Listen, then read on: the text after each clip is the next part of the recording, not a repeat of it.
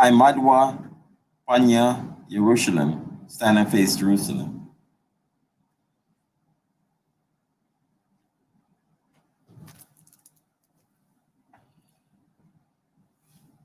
The blessing of the Sabbath. Barakta Yahweh, Basham, Yahweh Shai, Asherah, Nathanawa, Hashabat, Bashalawam, Duwada, Aman.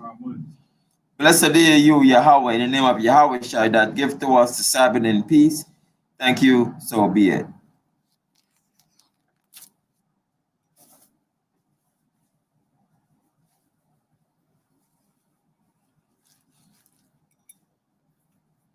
Psalms 120, Psalms 121. Ta'alim, Ashariam, Akkad. Anya, Harayam, Ayimya, Al, Ahariam, Mahayan, Yabu'a, Isaiah, Yabu'a, Mayahawa, Shasha, Shamayam, Waratiza, La'a, Yunathan, Lamawat, Rakalia, Yala'a, Yunawum, Sheshamarka, Hana, La'a, Yanawum, Wala'a, Yayashan, Shashomar, Yasharala, Yahweh, Shamaria, Yahweh, Tazalia, Ayel, Yad, Yamyanya, Yawamam, Hashamash, La'a, Hakaya, Wayarak, La'a, Balayala, Yahweh, Yashamaria, Makal, Rai, Yashamar, Napashia, Yahweh, Yashamar, Hawalakia, Wabaya, Maitha, Wa'aid, Iwalam, Basham, Yahawashah, Tawada, Aman. I will lift up mine eyes unto the hills, from whence cometh my help. My help cometh from the Lord, which made heaven and earth. He will not suffer thy foot to be moved. He that keepeth thee will not slumber. Behold, he that keepeth Israel shall neither slumber nor sleep. The Lord is thy keeper. The Lord is thy shade upon thy right hand. The sun shall not smite thee by day, nor the moon by night. The Lord shall preserve thee from all evil. He shall preserve thy soul. The Lord shall preserve thy going out and thy coming in from this time forth, even forevermore. Amen.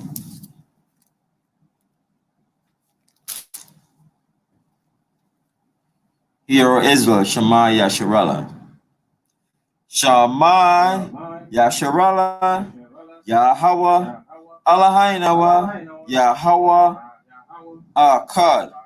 Shema Yasharala, Yahweh, Eloheinu, Yahweh, Akkad. Shema Yasharala, Yahweh, Eloheinu, Yahweh, Akkad. Hear, O Israel, the Lord our power is one Lord. Amen.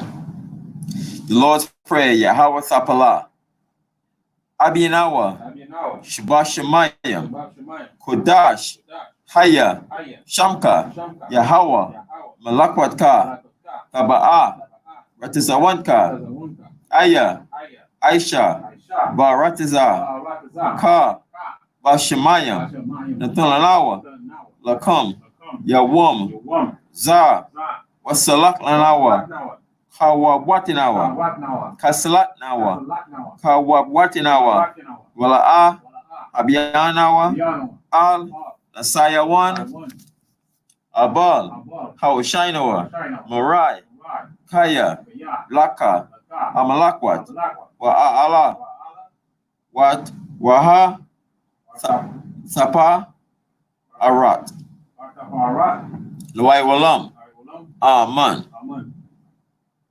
Matthew 6 and 9. After this manner, therefore, pray ye, Our Father, which art in heaven, hallowed be thy name. Thy kingdom come, thy will be done in earth, as it is in heaven. Give us this day our daily bread, and forgive us our debts when we forgive our debtors. And lead us not into temptation, but deliver us from evil. For thine is the kingdom, and the power, and the glory, forever. Amen. Amen. Aisha Matazawat, the Ten Commandments. La'a, Yahaya, Laka, Alahayam, Akariam, Ipanya, La'a, Aisha, Laka, Pasa, Wala'a, Duabidam, La'a, Dalakwaka, Shamwa, Yahawa, Alahayaka, Lashawa, Zakar, At, Hayawam, Hashabat, Lakodashwa, Kabad, Abiyaka, Wa'amaka, La'a, Ratizak, La'a, Tana'a, La'a, Taganab, La'a, Daina, Shakor, La'a, Takamad, Kal, Ashura, Laraika, Aman.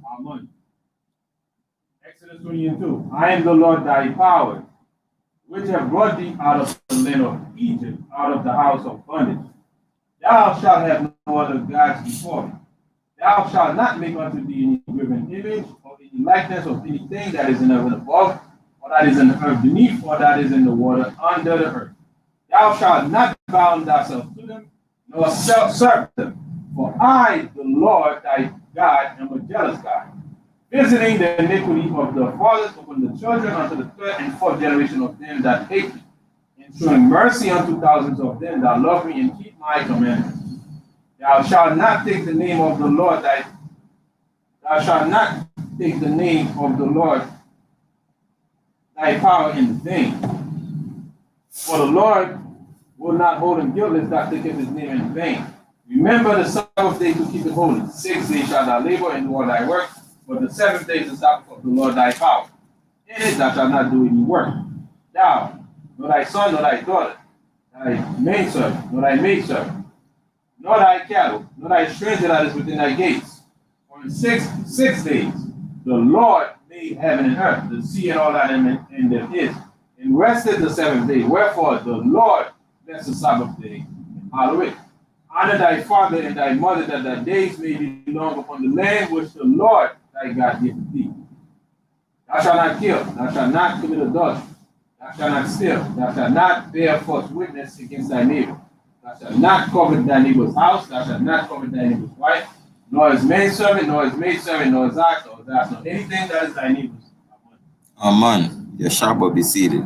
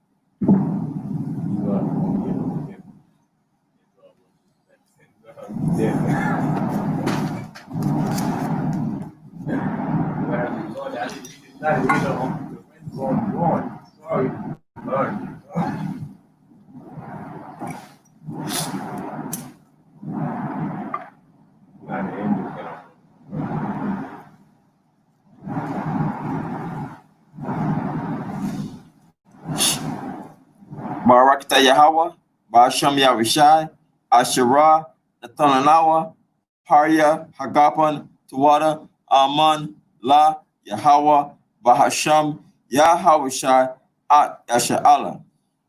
Blessed are you, Yahweh, in the name of Yahushai, that gives to us the fruit of the vine. Thank you, so be it, to Yahweh, in the name of Yahushai, with Israel.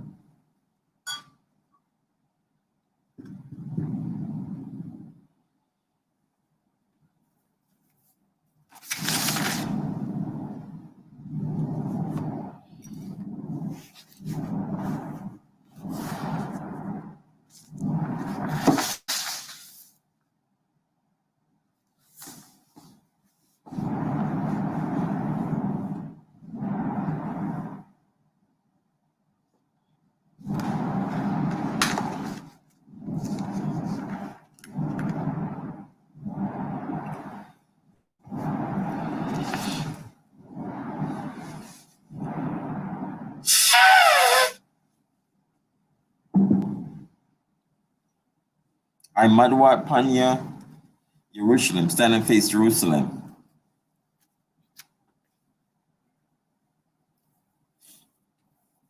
Barakata Yahweh, Hagadal, Rakawam, Abiyar, Gunura'ah, Al-Yawan, Malak, Shal, Shamayam, Waratizar, Wakal, Dabarium, Kayayam, Wakam, Hamashiach, Mayahawa, Hadawanawa, Ahabnawa, Apala, Yeraitizar, Yahushai, Zakarnawa, Yahweh, Baratazawan, Imka, Yasha'Allah, Izarnawa, Mana, Wasap, Yasha'Allah, Al, Nanawa, Yamyan, Aitha, Kayawamyam, Makodam, Babakasha, Shalak, Maka'Allah, Wataz Wadak, Alahayam, La, Maganawa, Rapanawa, Rashimora, Alnawa, Baikor,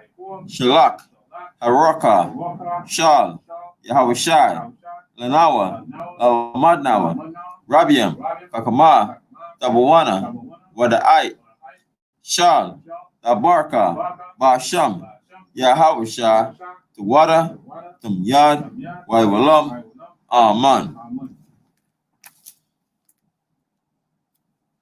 Blessed are you, Yahweh, the great, merciful, mighty, terrible, most high power, King of heaven and earth, and all things living, and also the anointed from Yahweh, our Lord, our friend, the wonderful counselor, Yahweh Shai. Remember us, Yahweh, favorably, your people, Israel. Help us build and gather Israel. Most high, we beg you, right? Now, like the days of old, please send Michael and the righteous powers to protect us, heal us, and watch over us. Mainly send the spirit of Yahushua to us to teach us much wisdom, knowledge, and understanding of thy word in the name of Yahushua. Thank you always and forever. So be it. Blessed are you, Yahweh, in the name of Yahushua that give to us the law. Barakatah Yahweh, Basham, Yahushua, Asherah, Netanyahu, Hatawara. Blessed are you, Yahweh, in the name of Yahushua that give to us the light to see. Barakatah Yahweh, Basham, Yahushua, Asherah, Netanyahu, Awar, Larawat. Blessed are you, Yahweh, in the name of Yahushua that give to us the rhyme zone to call the people. Barakatah Yahweh, Basham, Yahushua, Asherah, Netanyahu, Koran, Hayal, Lakora, Ha'aim. Blessed are you, Yahweh, in the name of Yahushua that give to us the olive oil to anoint Israel. Barakatah Yahweh, Basham, Yahushua, Asherah, Netanyahu, Hashaman, Zayat, Lamashak, Yasha'ala, Yashabwa, be seated.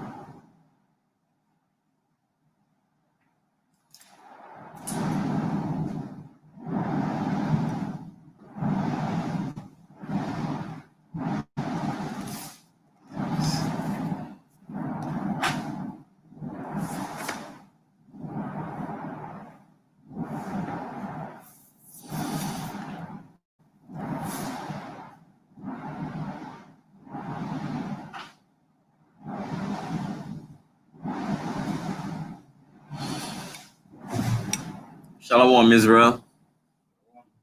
Welcome to the Sabbath Service. This is Hayashara Kanaz, Church of Israel, in Philadelphia and Germantown Avenue near Broad Street. And my name is Priest Kahan Yahweh Kanan, and I'll be presiding over the service.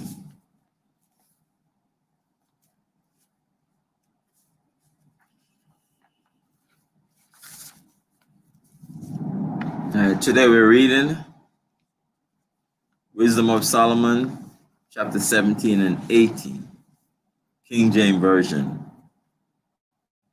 If you go to the original King James 16:11, you'll find that the Apocrypha is in it. But a lot of Bibles don't have the Apocrypha in it. They take it out. But it's original in the King James 16:11. And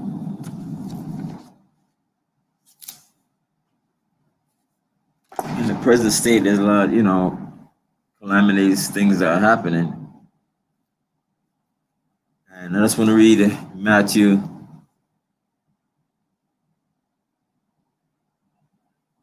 24 and 4.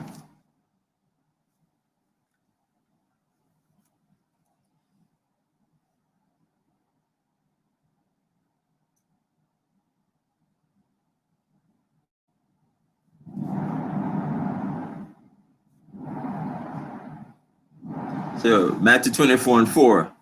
And Jesus answered and said unto them, take heed that no man deceive you, for many shall come in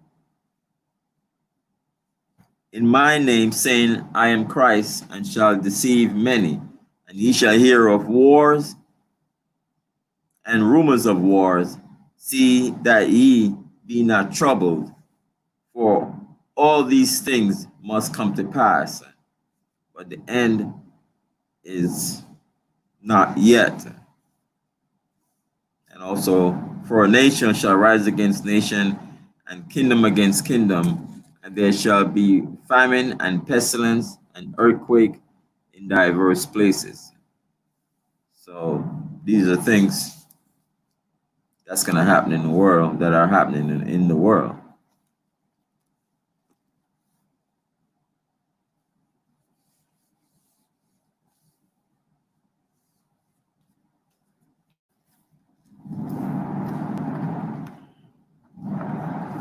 So we gotta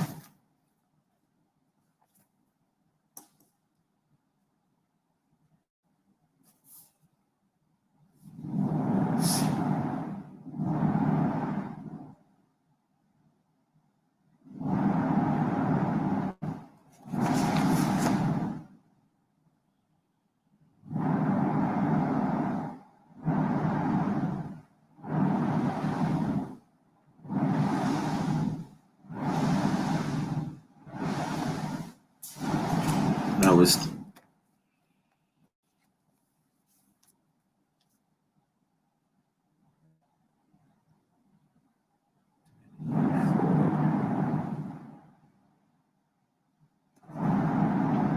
six. And concerning this truth that the Most High is calling the 12 tribe of Israel, the Black, Hispanics, and Native American, who father is the same, that we got to come back to this law, statute, and commandment. Of all these things that's going on and everything, the Most High laws still stand. Like today's the Sabbath day. Instead of a lot of our people doing other things and ignoring the law, the laws, statutes, and the commandments of the Most High.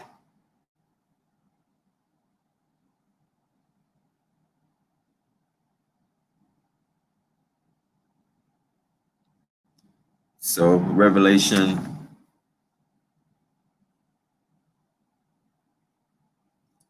3:11. It says, behold, I come quickly, hold that fast which thou hast, that no man take thy crown. So what we're holding fast to is the truth. It's the truth that we are God's chosen people.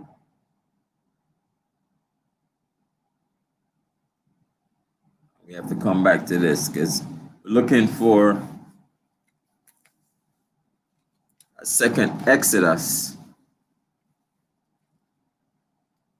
for Jesus Christ, Yahweh Shai Mashiach, to redeem the 12 tribes of Israel, which are scattered abroad, scattered in all nations.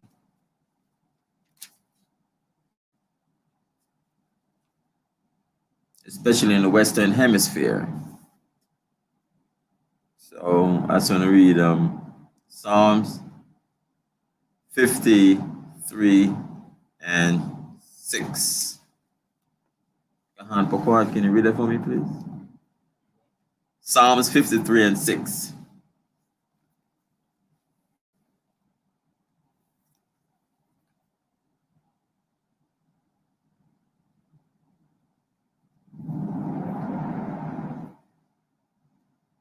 Psalm chapter 53, verse 6.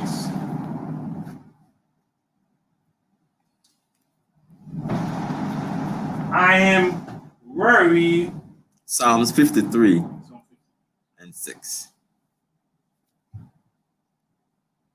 Psalm 53 in verse 6.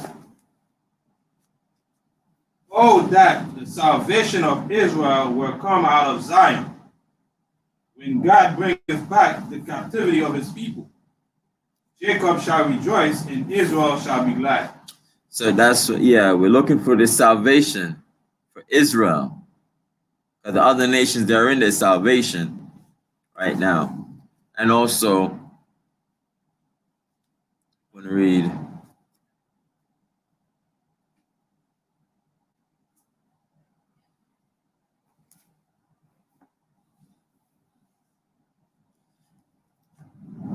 just like how we, what we're going to read about, in Exodus, how the Most High delivered the children of Israel out of Egypt. Right? So, like it says, history repeats itself. So we're in slavery and bondage at this moment. So even read Acts chapter 7 and verse 6 to 7.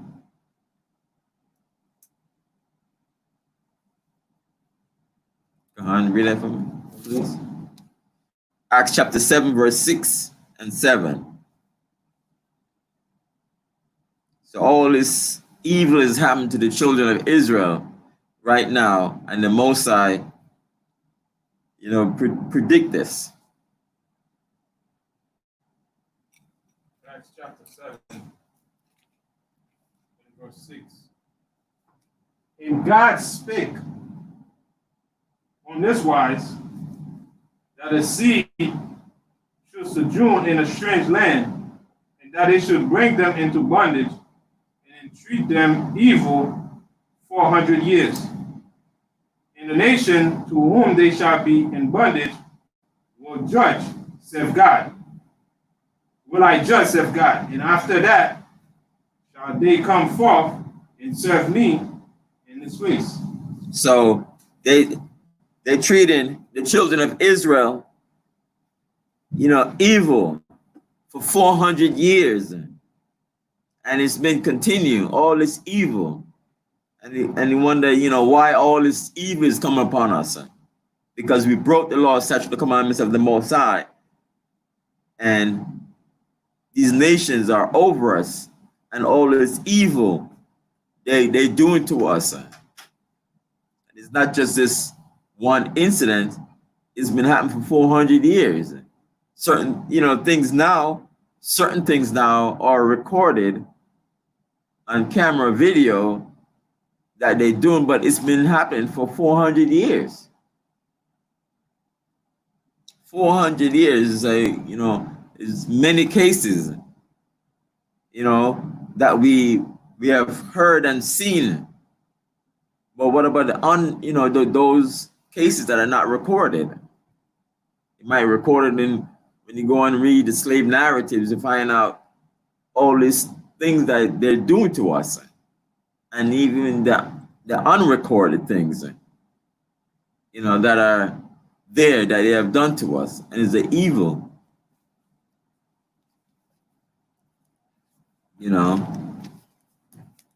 what they have done to us, and they keep doing to us.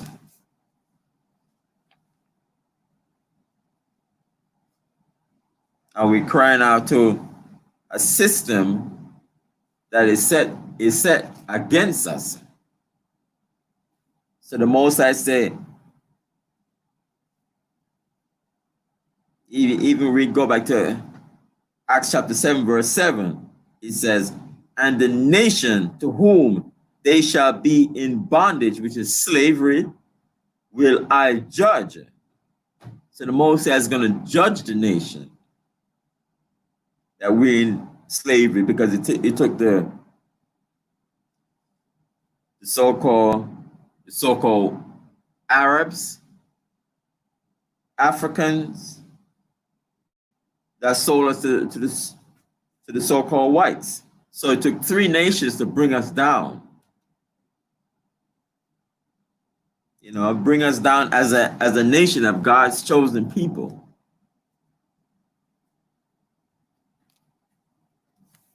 So going to Wisdom of Solomon now.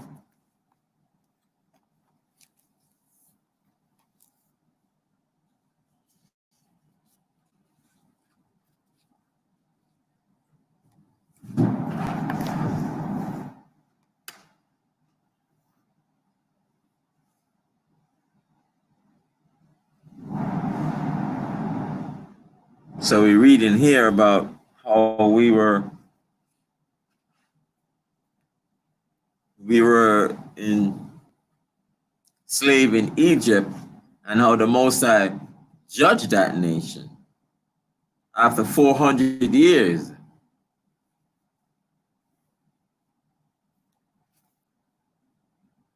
And we came out of it.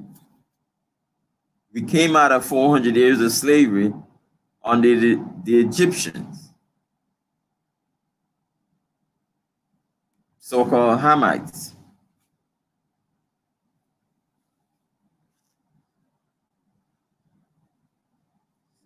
So Wisdom of Solomon chapter 17, verse 1. For great are thy judgments and cannot be expressed. Therefore, unnurtured souls have erred.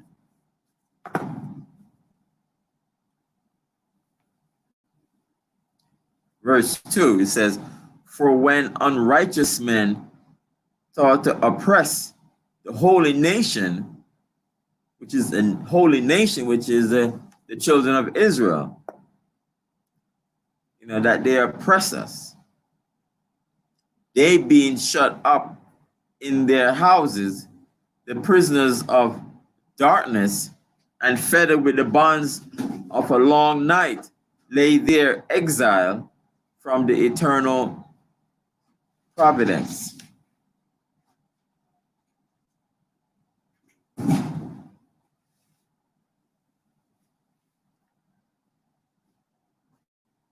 Verse 3.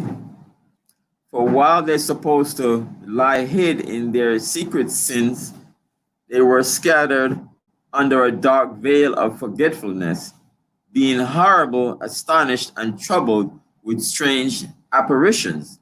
So while the Most High was plaguing the Egyptians, they saw all kind of strange, apparitions.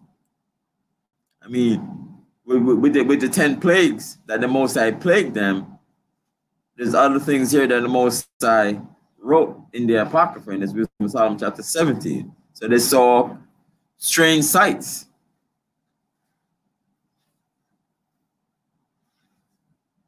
Verse 4, for neither might the corner that held them kept them from fear, but noises as of waters falling down sounded about them. So it's like the sound of water was about them, and sad visions appeared unto them with heavy countenances. So they saw, apparitions and visions, and hear water falling. So they were experiencing these things, but it wasn't happening to us. Verse 5, it says, no power of the fire might give them light, neither could the bright flames of the stars endure to lighten that horrible night. So, when they had darkness, Not even the fire could, they couldn't even light a fire, and they're able to see with it.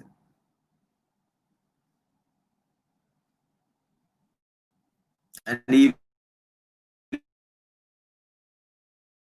the stars on them.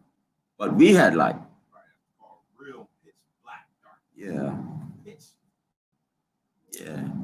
I've been in, it was so dark that they could feel it, they could, because I said I've been in Jamaica sometimes, at times, the power go out and places just dark, but we were able to see some form of light in the distance, or able to light a candle and able to still see something, because it could be. I know when I was in school, we used to live up. Our schools in the boonies, like in the country area, and we used to walk, between where our main campus was and where our apartments was.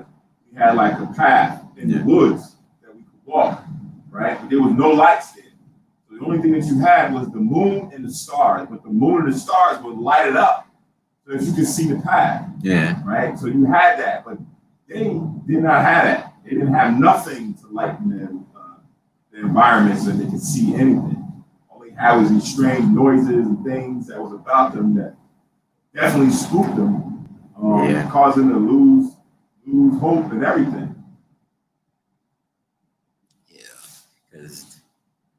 So when you look and you can't see anything, it's just pitch black.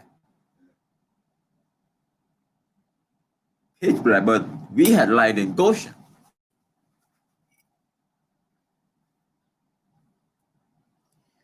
Verse 6, Wisdom of Solomon, chapter 17, verse 6.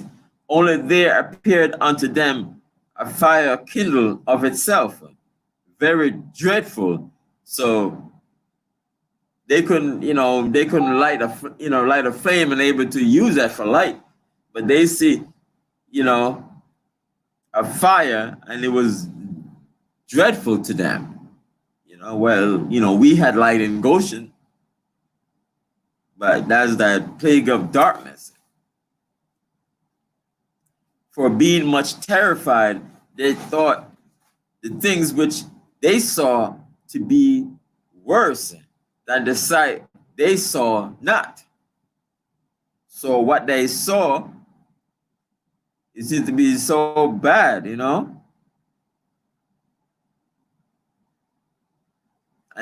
the falling of water and the visions, and also, the Most High was jacking them up, judging them.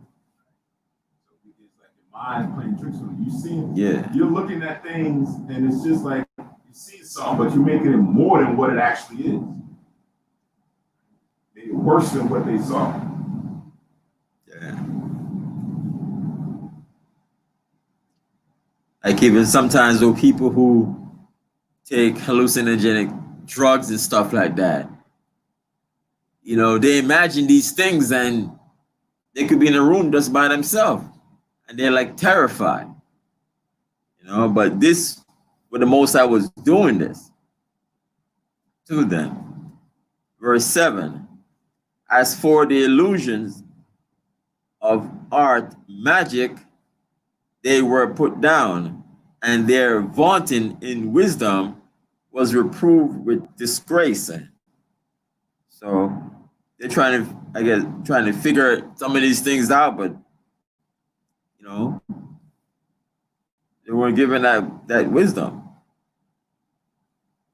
Verse 8, for they that promised to drive away terrors and troubled from a sick soul were sick themselves of fear, worthy to be laughed at. So they fearing all these things, and it's like there's nothing. We go there and see there's nothing there. So why are you so fearful and terrified? Verse 9, for though no terrible thing did fear them, yet being scared with beasts that passed by. So they seen like beasts pass by, and hissing of serpents. Because even even a person hear like a hissing of serpent, you would think, oh, there's a serpent around, and you like want to run.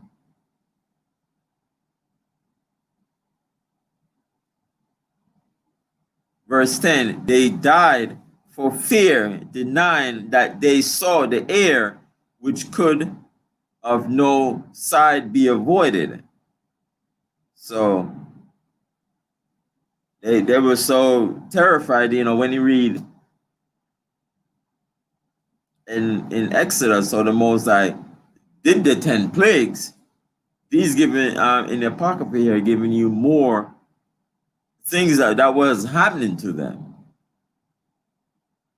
Verse 11, for wickedness condemned by her own witness is very timorous. Yeah, timorous, and being pressed with conscience always forecasted grievous things. The Most High is punishing them. So you can imagine, what's going to happen when the Most High start, judging the nations.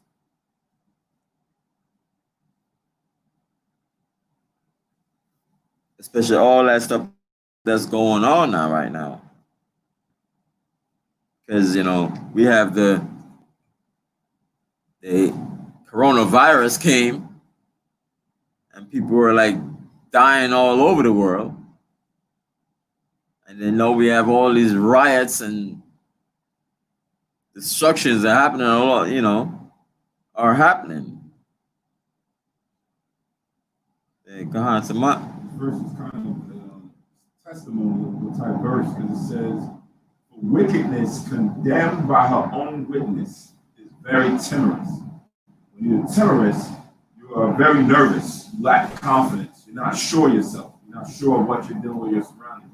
So when you're dealing with a lot of wickedness, you're always thinking of the karma or the kickback because of what you are involved in.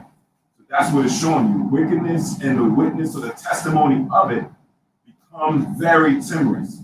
I remember when we grew up in the hood, and you have people who was robbers, drug dealers, this, that, and the third, you kind of always was looking over your shoulder. You kind of have that complex of always wondering when the revenge is coming, or when someone's coming to rob me, or when someone's coming to do something bad to me because of what energy I put out, right? So this is now that type of energy that is on Egypt, ancient Egypt. And now, guess what? Fast forward, it is now on modern day Egypt, because you got a lot of these modern day Egyptians, these Edomites, who have that same thought that, you know what? Maybe now this is the time of retribution that's coming, or the revenge that's coming for what we've done to them for so long. Now maybe God is about to judge us. Not all Esau feels that way, but there's a good portion of them that are already starting to consider and think that. Yeah, there's think. Yeah, some of them are even saying that, realizing that, we're God's chosen people, because even read Isaiah 49:23. But the majority, no, subdue that. We don't want to hear anything about that. Like even Trump say, send out the National Guard. Yeah, you're gonna have some of them. A good portion is not. The good old boys, they don't give a damn, right? They don't want their kingdom to fall. But you have some of the heathen are realizing that for what happened to us, we never got any justice for it, and because of it, like it says, always forecasteth grievous things. When you do wickedly, you're always considering what grievous things is gonna happen to you. That's what this is now showing you, what happened to them. And now it's the same thing about what's happening to some of those from right now.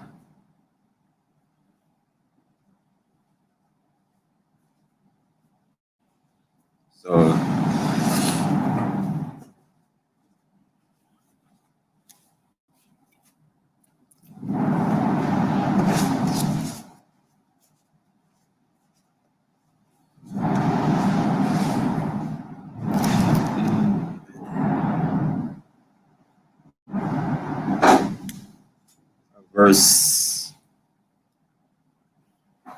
verse 8.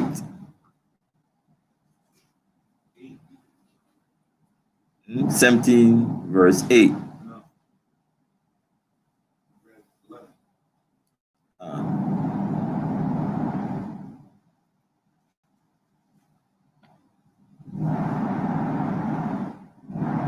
Oh, two more, yeah.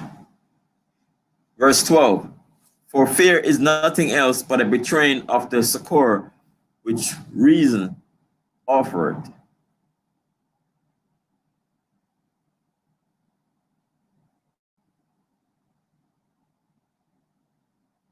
Because, you know, like people have fear of certain, you know, fear.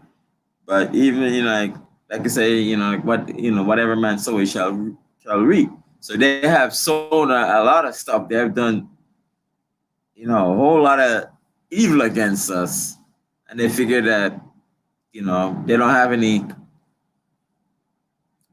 power. We could do all kind of stuff to them, you know. They don't have any power to fight against us. But there's a God in the heavens, you know. Yeah, come on. Also, when you look at 12, it's like fear is nothing but giving up or help that you can get from your reasoning. So when you fear, you give up all reasoning. Things that seem to make sense, everything you just let everything go. And I can see how you know, you can see the example that's happening right now. Right? Example. Coronavirus. I mean, everybody walking around in the street with masks. Right?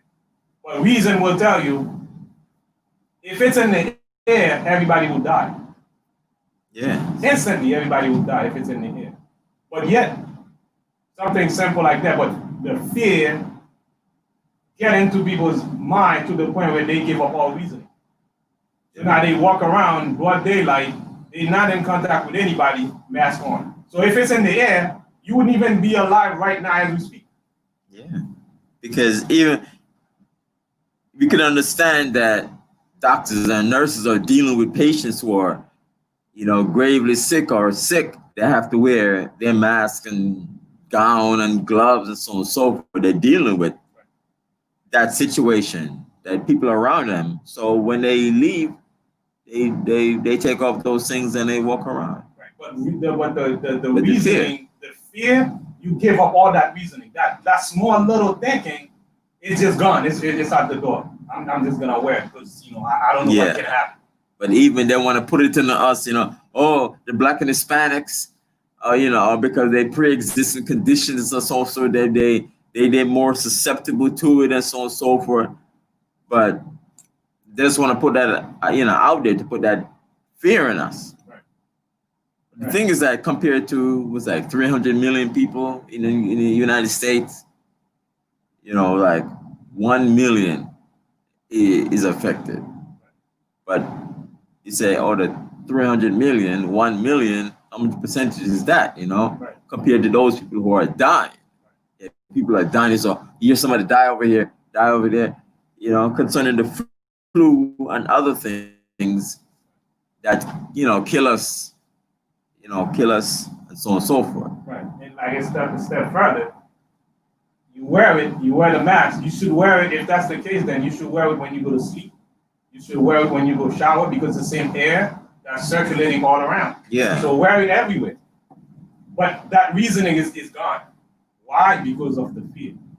The fear is there, and you think that's a reasonable thing to do. But logic will tell you, if it's in the air, everybody will drop like flies. Yeah. But that small reasoning is not there. Yeah, because even just like even just like walking in the, we can walk down the street now, right? And it's lit, well lit. But compared to like 2 o'clock in the morning when it's pitch black and nobody's outside and you walking down the street, there's it's a whole lot of fear there, you know, because we think like anything could happen or anything is there. So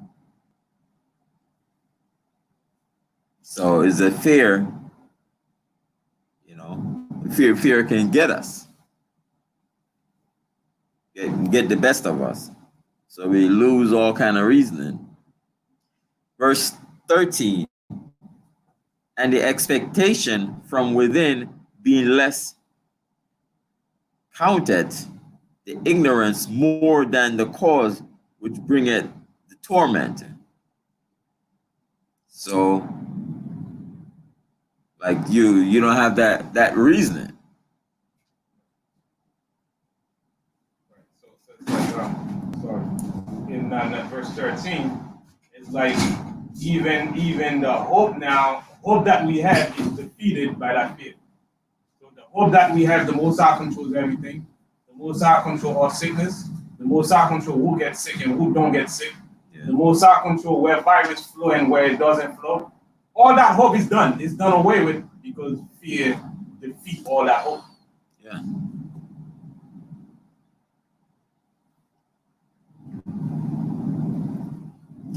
Verse 14, but they sleeping the same sleep that night, which was indeed intolerable. So when they were sleeping, they couldn't even sleep properly. They couldn't bear it. It's like they were having like visions or nightmare or whatever, you know, which came upon them out of the bottom of inevitable hell. So all that stuff was happening to them. They couldn't even sleep. Is this Israel or is this the heathen? Yeah, the Egyptians. Oh, that's the Egyptians? Because when they were, you know, the darkness and when the Most High was plaguing them. Oh, that's what you're talking about? Okay. Yeah, so they couldn't even sleep. They couldn't even see. They saw all kind of visions and apparitions. Verse 15, were partly vexed with monstrous apparitions. So they saw apparitions before, but now they saw monstrous apparitions and partly fainted. Their heart failing them for a sudden fear and not looked for came upon them. So they were being just fearful and terrorized, and visions and apparition and, you know, monstrous thing was just coming upon them. But we were in Goshen and we had light, and none of these things, you know, happened to us. On that's when he put the plague on with darkness. That's what you're saying? Yeah, the darkness and. Did it say that in the scripture? In what verse? Well, it's talking about darkness here. I'm saying, does it say that? What verse? He's talking about the whole perspective. All that stuff. Yeah, all right. Is that in Exodus? No. That's the point of this, because it's given, the Most High was giving Solomon more, because Solomon wasn't there, so he's giving more insight as to what actually happened during that time. Ooh, that's deep.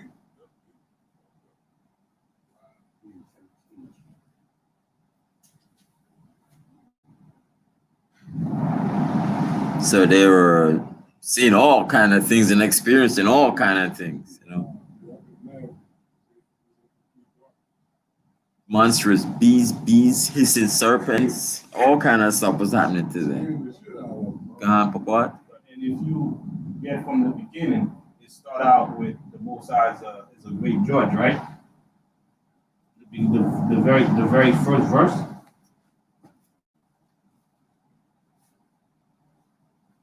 See it, right? Yeah. It's pretty much, when you look at what a judge does, he pretty much sit around and analyze a case and make decision based on what he sees fit on what's happening. So the Most High look around what was going on with Israel, what they have done to us, and now he put them on trial.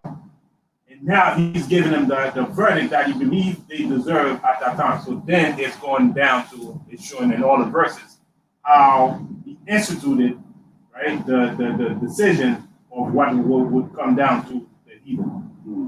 So pretty much whatever we're reading, that Solomon is getting an insight, like on so Marcus just brought out, is giving them the sentence and the details of that sentence that they were given, right? All throughout what happened to them in Egypt. So it's the judge giving a final verdict of their situation and what they deserve, and that's their punishment right there forever. That's why I started out. The Most High is a great judge. And Solomon was trying to get the insight and see how great the Most High judgment and how he was able to do all these things and things that you wouldn't even imagine, but the Most High see that's what's fit for what they did. That was the Hebrews, right? Right. We at 17 or 15. Yeah.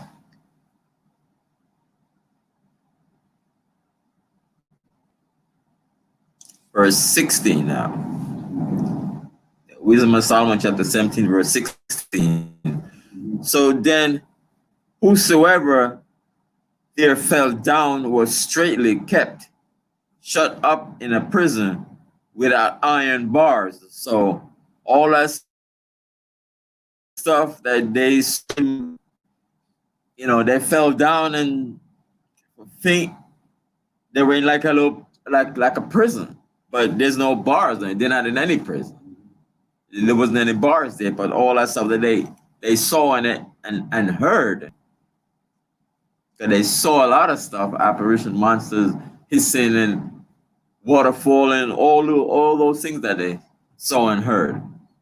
It's like you being in a room and it's pitch black and you hearing all these things, and your mind starts to go on and your fear starts to set in, and you just like you stuck right here. It's like, I'm gonna go over there, I don't go over there, I don't know what's around, I'm just gonna stay right here. I'm stand right here. It's like I'm in prison. I'm confined to this space with no bars, but I'm not going over there, I'm not going over there, I'm just staying right here. Because I'm afraid of what may get me or what may harm me or what may, befall me if I go into these areas where I'm hearing these strange things. Yeah. Imagine a whole nation of people being subjected to this. So this isn't a small scale. Sometimes you see an animal, he might be sleeping and he's going through these things like he's fearing. And it's like, what do you say? I don't see anything. You try to wake them up and they're like, oh, nothing, right? But they were experiencing these things and they couldn't even sleep.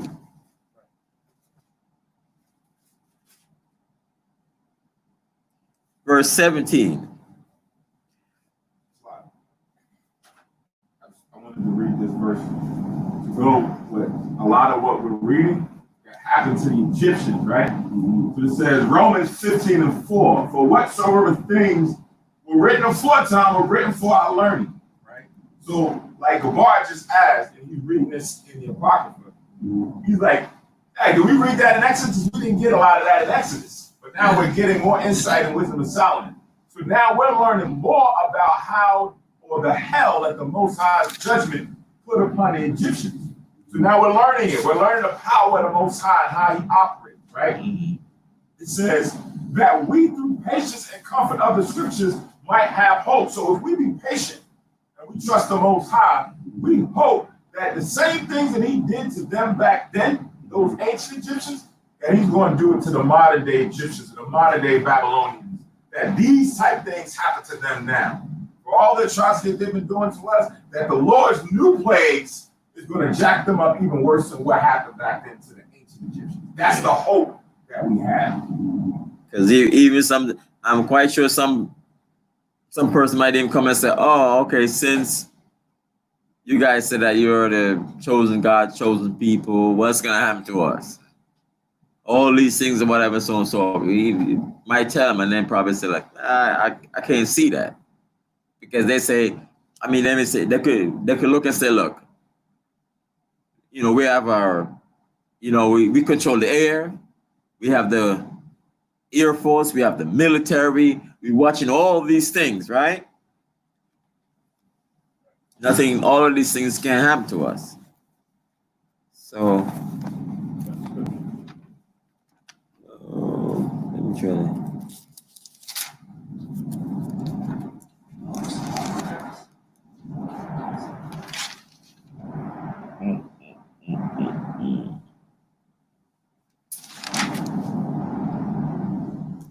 So they thinking about, hold on.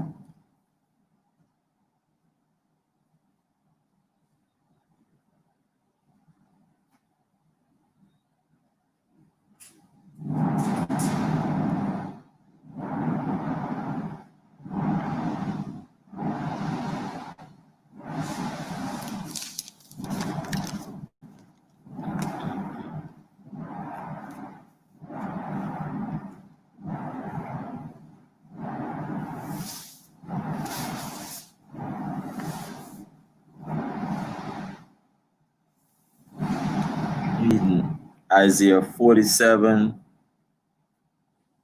and 13.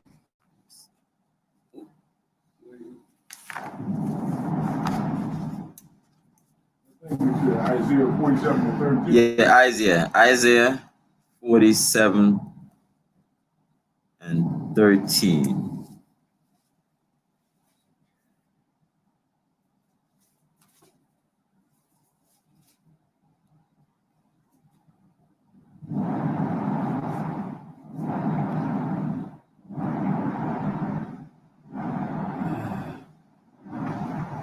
Yeah, Isaiah 47 and 13. Gabar, read that for me, please. Isaiah 47 and 13. Thou art weary in the multitude of thy counsels. Let now the astrologers, the stargazers, the monthly prognosticators stand up and save thee from these things that shall come upon thee.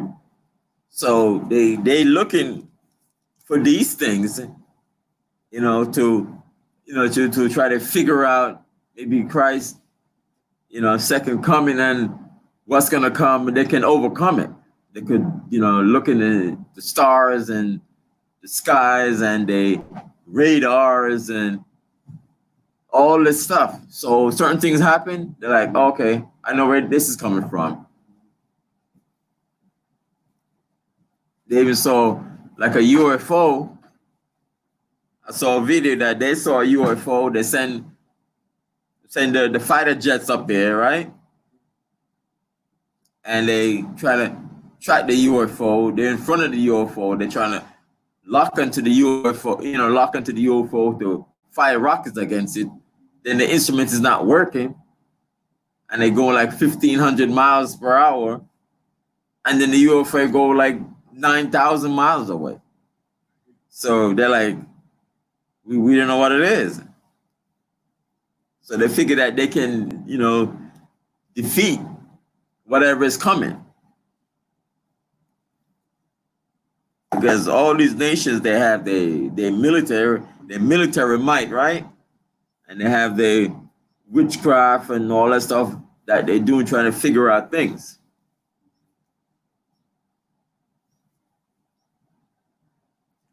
Verse 17.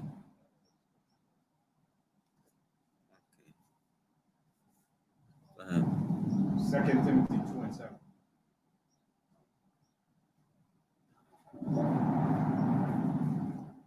2 and 7, right?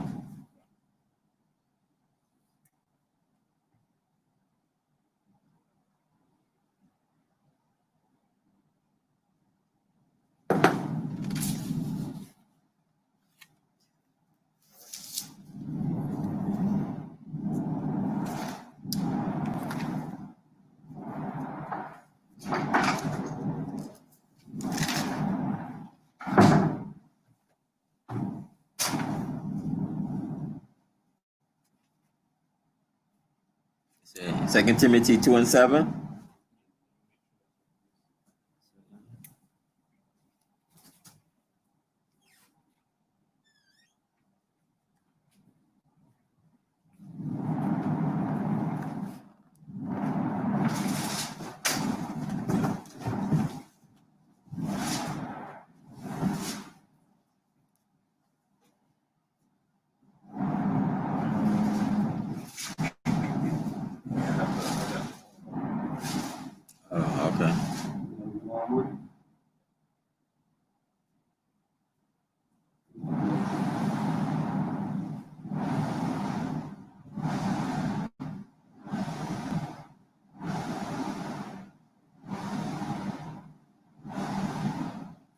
was we precepted from Romans 15:4?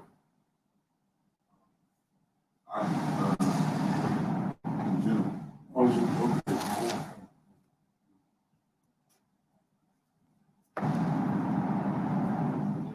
The 2 Timothy 1 and 7. 2 Timothy 1 and 7.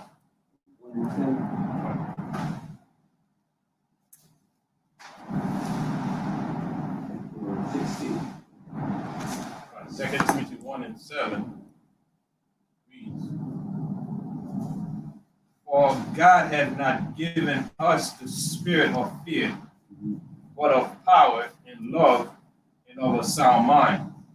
So the fear that the Most High put on the Egyptian, the Most High don't give us that kind of spirit of fear. Right? We only have that fear come upon us when we behave like heathen. When we behave like the heathen, then we experience the same kind of fear that they experience.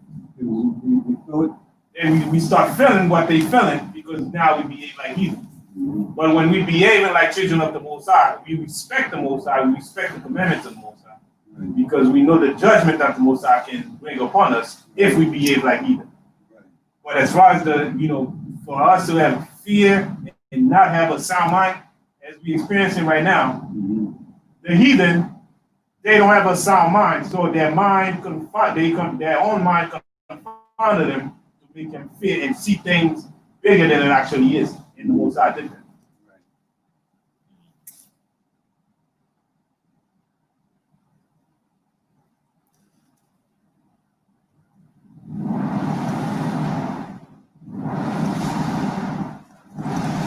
So I'm going to read Ezekiel 37 and 11. Then he said unto me, it's Ezekiel 37 and 11. Then he said unto me, Son of man, these bones are the whole house of Israel. Behold, they say, our bones are dried, and our hope is lost. We are cut off for our parts. So we're saying as if we, those who don't know, they feel as if their hope is lost. There's nothing, nothing for them. As if these things are gonna happen to us like all the time, and nothing is gonna change. Yeah, this case might change a little bit, but it might be, what happened with George Floyd. It might even happen again. You never even know what's happening in other states that are not, televised and stuff, or in other countries to our people. It's gonna, happen again and again and again. Different instances. We all could bring up all other instances that's gonna happen, that happened to us, and it's gonna continue. But the Most High is hearing these things, and He's gonna judge these nations, what they're doing to us.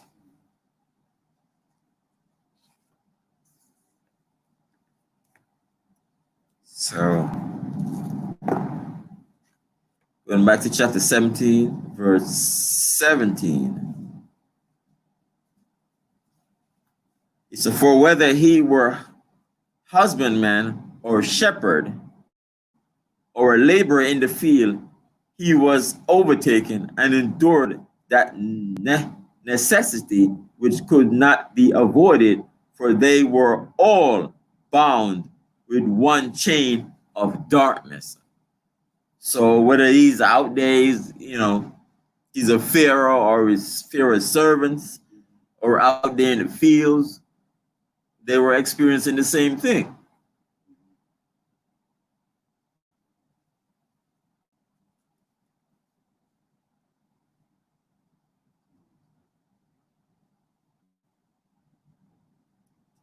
Even just like a small little thing, when I saw the video with the, when they go to, when they were trying to chase the UFO, they say their instruments weren't working and their weaponry, you know, they couldn't do anything. They lost navigation, you know, certain navigation of certain things weren't working. So that's just on a small scale. So what they say, even when people go over like the Bermuda Triangle, they say they lose, you know, navigation or certain thing, and you know nothing flies over there. But this was the Most High was punishing the Egyptians, and it's, you know, recorded here that it was happening to all of them. It was just like it says here, they were bound with one chain of darkness. Verse 18, whether it were a whistling wind, sometimes you even hear the wind that is just whistling through the air. It says a whistling wind or a melodious noise of birds among the spreading branches, or a pleasant fall of water running violently. So they hearing these things and it's not there. Verse 19, or a terrible sound of stones cast down. So if they hear the sound of the stone, they be like trying to, you know, run someplace, or a running that could not be seen of skipping beasts. Yeah. And also, Right. like, fear is a science. And don't underestimate the power of fear. Esau studied that kind of stuff. Study that kind of stuff and do reverse engineering on us. You know, because they understand how the mind reacts to fear, and then they go and study it, what it does to the mind and what happens to the body when it happens. And these things work. And everything that we're reading here, those are things that Esau studied because they work on them. Right? So they work on them. He works on the heathen. So they study it. They in the lab. They study it. They take blood samples and everything. And when people are under stress, they under certain heavy stress. What happened to the body? What happened to the hormones in the body? So all these things, right? We got to take in consideration when Esau come up with stuff and try to scare us. We know that the Most High said He did not give us the spirit of fear. Right? That bring back, because that can have a lot of damage. If somebody have a sickness, the fear can have more damaging power on the sickness before the sickness itself. So the fear can destroy you before the sickness destroys you. Yeah, because even during slavery, they used to get. Because even during slavery, they would get somebody who might be big and strong or whatever, and they would go and beat him so bad that in front of everybody, beat him so bad they put fear in the rest of us. Or even, hung a lot of us on trees and have us stay there hanging on the tree. So the rest of us see that, wow, it could be any one of us. And even now it's out there. What happened, we see the video over and over again that he had his neck, he had his knee in his neck and he killed him. So the rest of us put a little fear in the rest of us too. Keep playing that over and over again, and their presence and marching some in the neighborhoods and put that fear in you. And you can see in these verses we're reading right here, those heathen, psychologically they were really damaged. Any little noise, they schizophrenic. Anything, just it plays into the head. The Most High made it where their mind would completely take over by that fear. Yeah. Verse 19, let me read. It says, or a terrible sound of stones casting down, or running that could not be seen of skipping bees, or a roaring voice of most savage wild beasts, or a rebounding echo from the hollow mountains. These things made them to swoon for fear. So all these things will happen. They were like very fearful. Verse 20, for the whole world shined with clear light, and none were hindered in their labor. So, like I said, we had light in Goshen. It says the whole, light was there, but the Egyptians, they were plagued in darkness.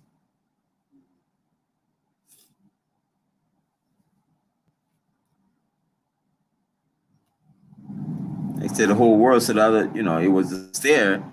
Sun was shining and they were doing, but the Egyptians, they weren't seeing that.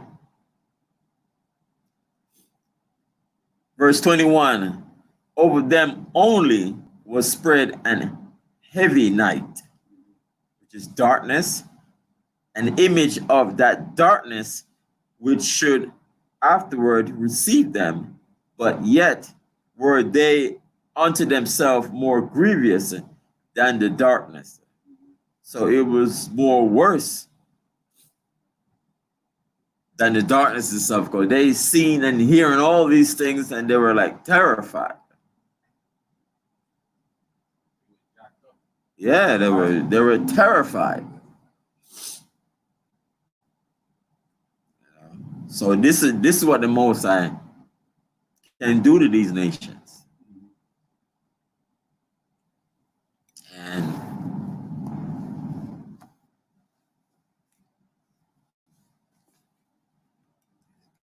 let's click.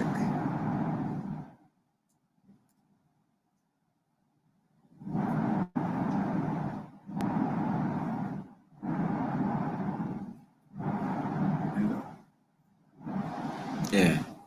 Yeah, in order to excitement out here with coronavirus, George Floyd, you see Moses, Esau and them went along with the, because of what happened to George Floyd. Yeah. You see everybody was getting together. But that was allowed for them to, from my understanding, that it happened because you don't even have no Esau dealing with, with heathens or blacks or Israel or whatever you want to call them. You see no Esau. Yeah, during the protest. Yeah, Well, Esau was there. Because it was allowed because of what happened to George Floyd. Although they were, harassing, people for that social distancing and like in Philadelphia, they pulled a man off the bus because he didn't have a mask, and they separating people. Now all this Florida happened, and they allowed people to go out there and protest. Mask, no mask. Yeah, no social distancing. So they say, freedom to assembly, and it's like freedom to protest. So I'm going to read 7. So all these things happening, and these nations might just, they might even just read this and think, oh, these things happened in the past, so these things could just never happen again.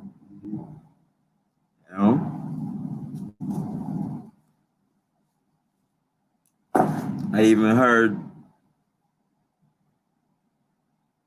I don't know how true it is, that he went in, Donald Trump went into some bunker or something. I don't know how true that is. But he's like, these, what do you call them? He said, call these thugs, who destroying the place, and so on and so forth.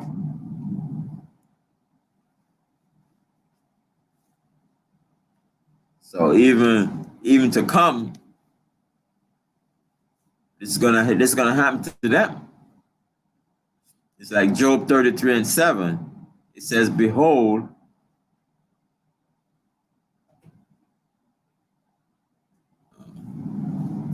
no, skip that one.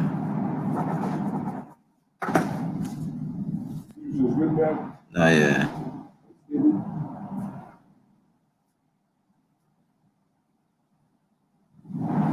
This is something for the last one in 21, right? 18 and 11.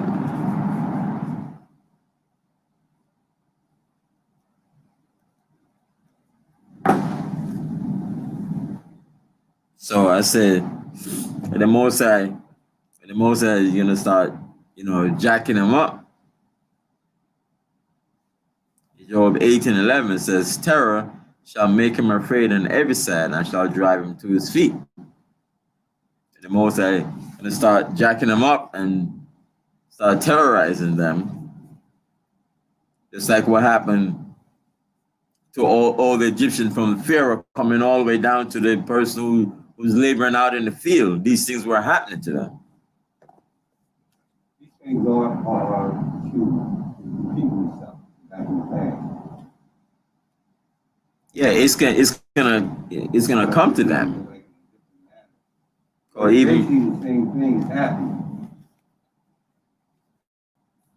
I mean,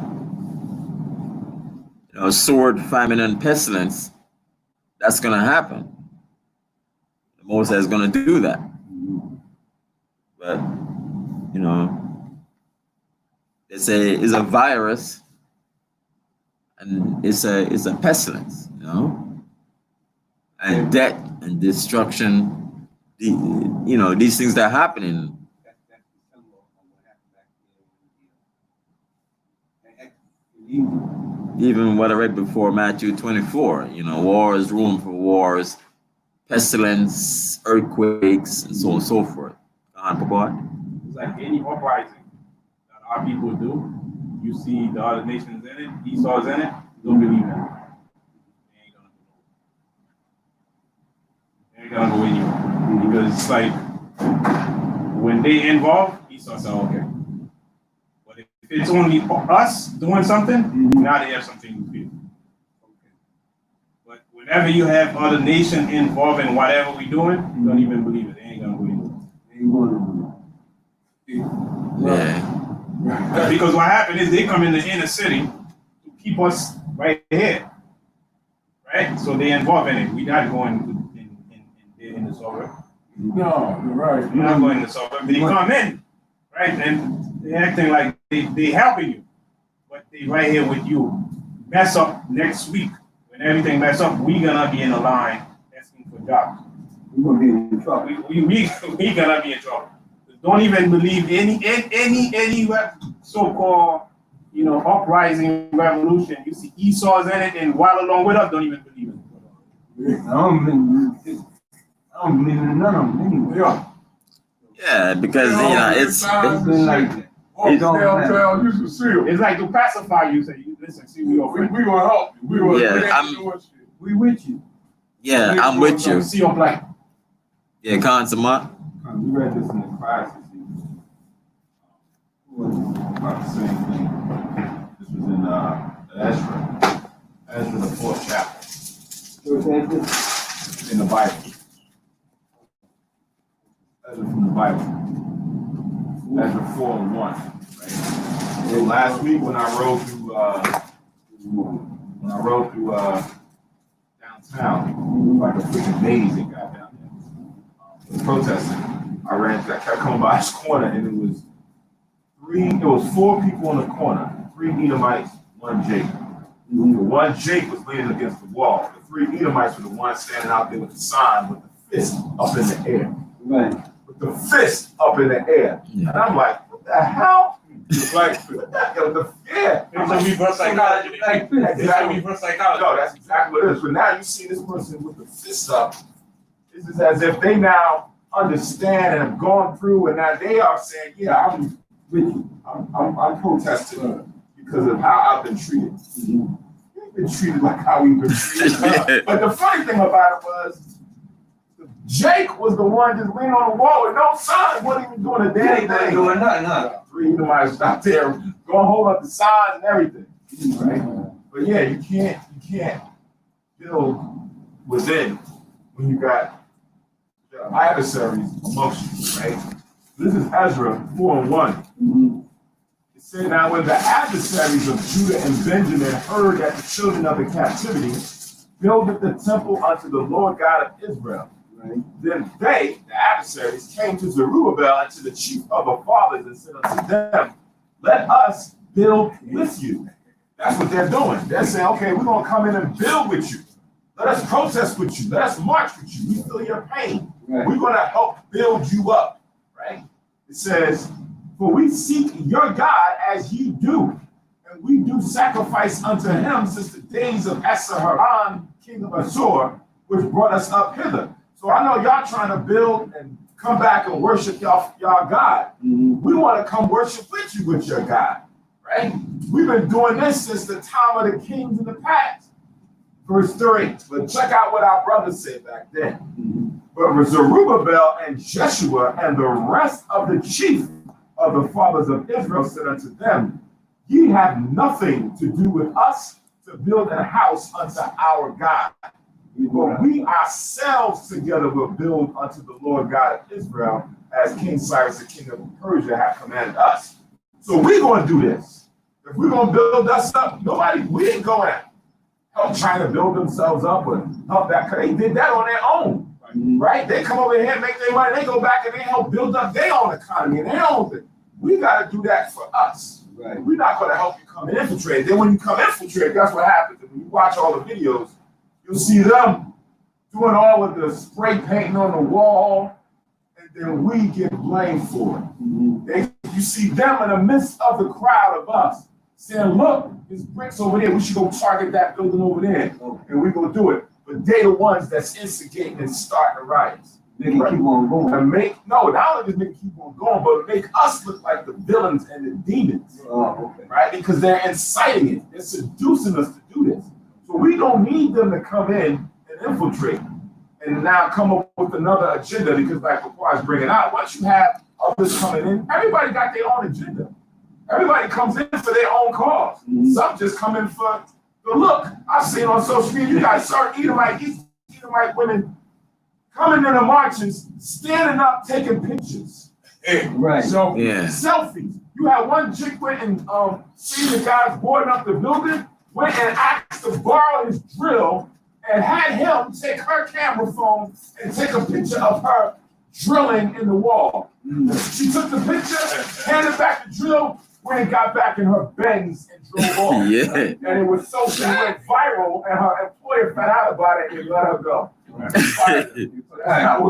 not about that look, right? But you got people who have ulterior motives and agendas that now come inside your organization and then feed that into what you're doing. That's like why we don't allow a lot of people coming up in here. Right. We can't have any heathens coming up in here that's not a part of this. Right? Nah, it's not working like that. So they said, nah, y'all don't have nothing to do with us building up or building up Israel. So now when we did that, guess what happened? Verse 5. Verse 4. Then the people of the land weakened the hands of the people of Judah and troubled them in building. They don't want us to build. They don't want us to come up on a level where we stand for ourselves. They want us to just lay down. Stay laid down. Don't get up. Don't stand up. We don't want to see that. Even when the fist was first pumped up during those Olympic trials, what happened? They caught flack for that. We don't want to see you revolutionize this. We don't want to have that happen. So what happens? They weaken us. They purposely put things in place, judiciously, economically, religiously, right? And educationally. They weaken us so that we can't do that, right? Because we want to fight for ourselves. And it's only us, and we know why. I'll tell you that. Even us, being in their school system, the only reason why they even let us go in universities and even get PhDs and masters is because we already been groomed as a young kid to see them as the boss, as the one that controls things.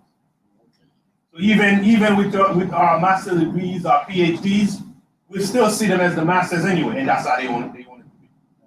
So that means you're still not on your own, right? You're still not working. You're still gonna work for them, because when you have your PhD to begin with, you're gonna want to work for the big companies, right? You want to work for them, for the big companies, because that's pretty much the psychology from little. Where you go. That's how you allow to even go to universities and let him rise up, let him go. He's gonna be working for us anyway. He's still gonna be working for us anyway. He's not gonna do his own thing, right? Because from the cradle, we already groomed their mothers to make them think like they gotta go to school to get an education in our system anyway. So they will be trained by their parents to do exactly that. So they're not a threat to us. But don't let them organize by themselves, because we have to be in on whatever they're doing. So that means we never have a secret recipe. So if you don't have a secret recipe, that's it. You overthrow them before you even start. Because you have no secret recipe, because everybody infiltrates, they know everything that you're doing. Right. So even if it gets to a point, they already know how to break it down, because they know how it got started. Even if they give you a little bit of money to do something, they already tell you what to do with the money, where to invest it, what to do with it. And if they feel like you're gonna be doing something outside by yourself, you're not gonna get that. You're not gonna get it. Right. Because even they have the cameras and everything, they see all the videos and they see the faces and they know where you're going and so on and so forth. So Yeah, because I had my understanding when they gave this money, how when he was shot, but that was for a reason to keep you in control. All the stipulation, and they give you a certain limit where you won't even be able to do much with it unless you really have your mind and you know how to put two and two together to come up and to flip it. And even with that, they amazed at what you do, because it was already set up for you not to get anywhere with They it. know what you do. Right. yeah. You know what I mean? All right. Most people will give them this. Most people you see a lot on the jakes out here, they want to spend on drugs. You're supposed to be taking care of the house and they feel that was the purpose of it. But Esau knew we sent them this, give them this settlement money, they ain't gonna do nothing but drink it up and pay drugs. They're not gonna pay no attention to their house. They build. Yeah. They're gonna be in the same predicament. Yeah. Some will, some of them, you know, the sinners, but most of them, they went on and got drugs. Okay. So that ends Wisdom of Solomon chapter 17. We're gonna take a half an hour break. It was 12:40. We're gonna come back at 1:10 to do Wisdom of Solomon chapter 18. All right.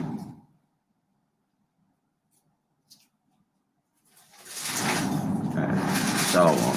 Remember that is the Sabbath. You still can't kindle any fire.